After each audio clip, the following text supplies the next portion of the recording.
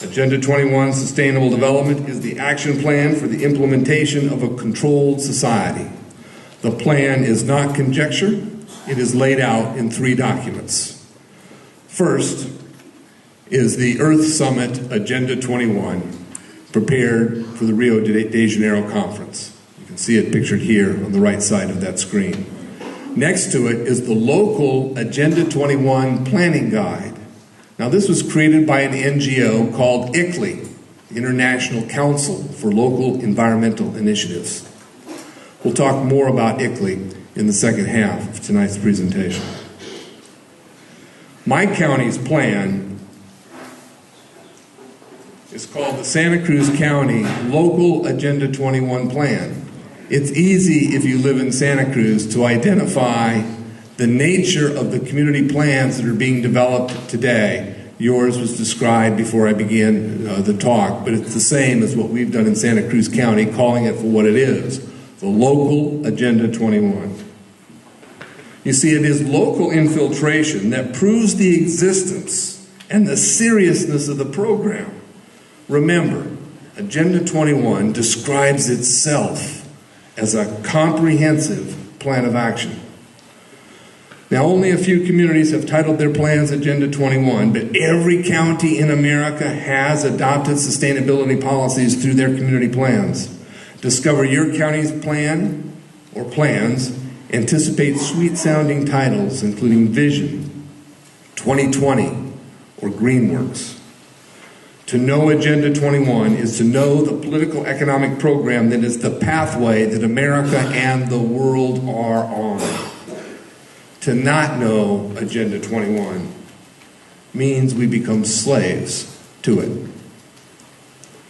Now, the second document is the UN's Global Biodiversity Assessment Report. This document is 1,150 pages. It is the guidebook for worldwide environmental action. To save the environment, this official document calls for a reduction of human population to an industrialized population of 1 billion people worldwide. In the alternative, according to the Global Biodiversity Assessment Report, a population comprised of peasants, that's their term, not mine, of peasants may be designed that would allow 4 to 5 billion people.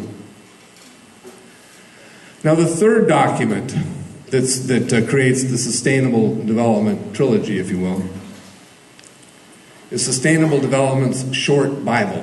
It's an 8-page document that's called the Earth Charter. Now, the Earth Charter was authored by Stephen Rockefeller, the son of Nelson Rockefeller, Maurice Strong, who was chairman at the UN's 1992 UN summit in Rio de Janeiro, and the former Soviet dictator, Mikhail Gorbachev. The Earth Charter is taught in most American schools. Each of the authors has proclaimed that the Earth Charter is to replace the 10 Commandments. Centralization of power and proclamation of authority is known to be a scary proposition. When power sufficiently ferments and foments during its centralization process, surviving humans are turned into drones. Now, to help you recognize local infiltration of sustainable policies, I'm going to share with you a Freedom Advocate's tool for showing the warm and fuzzy terms that arise frequently. These terms reveal Agenda 21 operating in your neighborhood. In the back, can you read this? Well, let me highlight a couple of the... we begin with environment, new economy, and equity. I'll talk more about those terms later.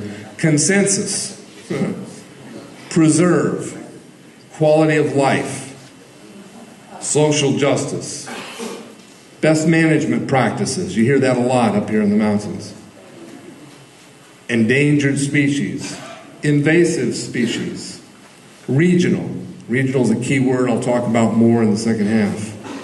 Historic preservation. Now, we have this chart at our back table. We have a table in the back. You can pick up a copy of it if you want to see the rest of those terms. You see, Agenda 21 rarely calls itself by that name. Instead, these warm and fuzzy terms are what are being used in communities across America. Now, the first time the term sustainable development was used that I've been able to find was by Woodrow Wilson while he was president. Now, there's no loss of irony that the man who brought us the Federal Reserve, the income tax, the League of Nations, and the war to end all wars would introduce America to the concept which today is a synonym for world governance. Now, supporters of the Agenda 21 use a mantra illustrated by what they call the 3E pattern. The 3 E's represent a summarization of Agenda 21's blueprint. The oft-repeated 3E concept looks and works like this.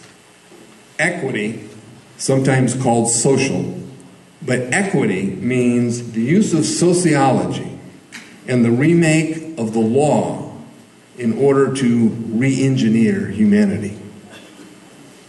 Economy, which means the international redistribution of America's wealth, and we certainly by now all know that that is the case.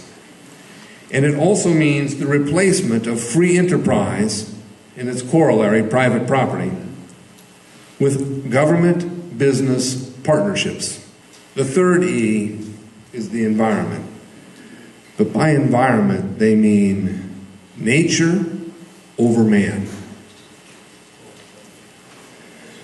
The grandest threat posed by globalism is the Agenda 21 Sustainable Development Global to Local Action Plan. This is where the rubber meets the road. This is why the defense of America begins in your neighborhood, your hometown, and the broader community. Recognition of this fact will compel ordinary American people to gain control of school boards, fire boards, the sheriff's office, water boards, city councils, and county board of supervisors. When Agenda 21 policy has been expunged from every element of the public sphere in a county, that place and those that follow will lead America's recovery as the home of the brave and the land of the free. Amador is off to a great start.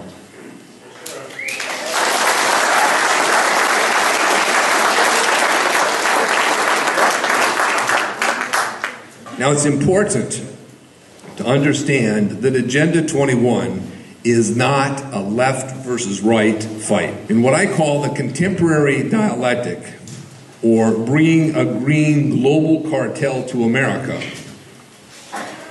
we have the left, the collectivist one world left, bringing to our society the principles of social justice, that is basically a communist form of justice, and environmentalism.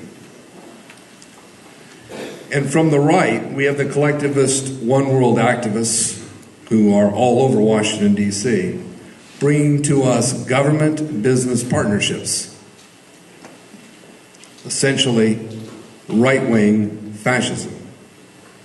It is the combination of those forces, and only the combination of those forces, that requires both sides to contribute down and create sustainable development.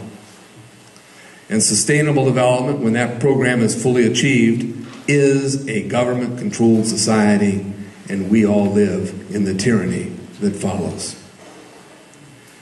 Our need as American citizens is to understand how both sides of the contrived political spectrum contribute to the globalist action plan. Now let's contrast the American philosophy of individual rights and the globalist philosophy of community rights.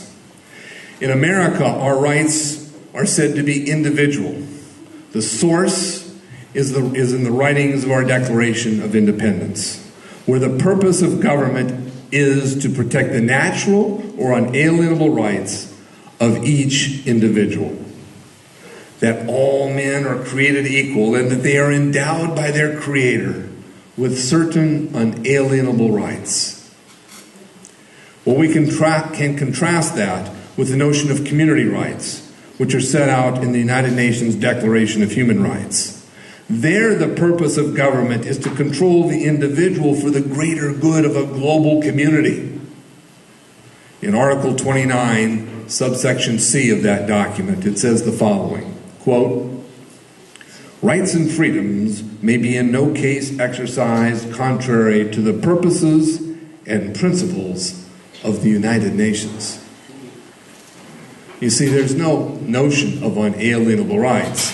The final say is what the UN says. In other words, government grants your rights, government restricts your rights, or it withdraws your rights according to government's needs.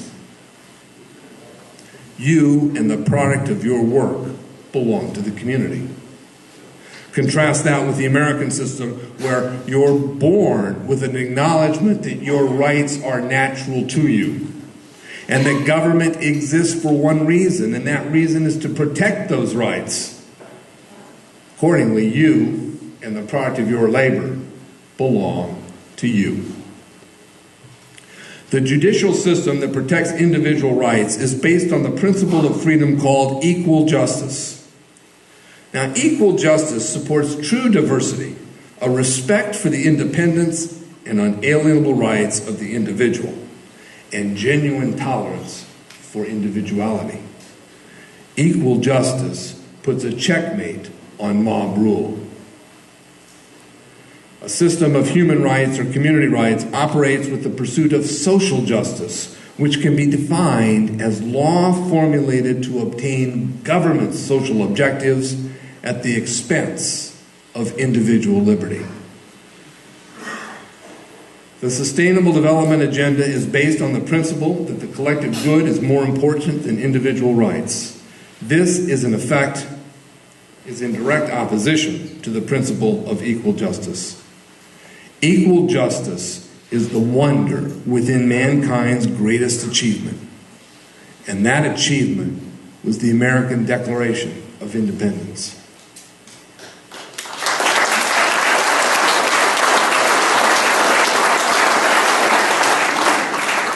Now, there are three broad principles that underlie Agenda 21. The first is the step-by-step program for the abolition of private property.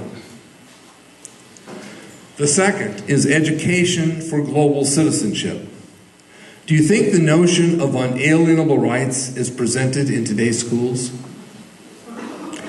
Take notice of the number of young sustainablers working in this county, many of whom identify themselves as global citizens. Universities are building a fifth column for sustainability, an army of young college graduates. For even younger people, there are the policies and assessments of No Child Left Behind, all geared to neuter the next generation's understanding of liberty and of the American experience and experiment. Now, the third driving principle of Agenda 21 is control over human action. For instance, we see technological advances used by government to monitor the individual. We see this happening through federal legislation that is directing biometric identification of Americans displayed on their state driver's licenses. We see the advent of cameras everywhere, and of government-accessible databases that have everything about you that you now think is private information.